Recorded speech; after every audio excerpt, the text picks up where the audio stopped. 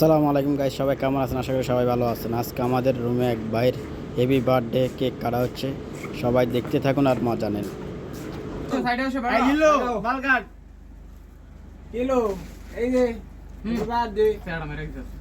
Happy birthday লুচ্চা। তোমরা বসতে ভিডিও দাঁড়ায় বলতেছো বসতে দাঁড়ায় ভিডিও কর না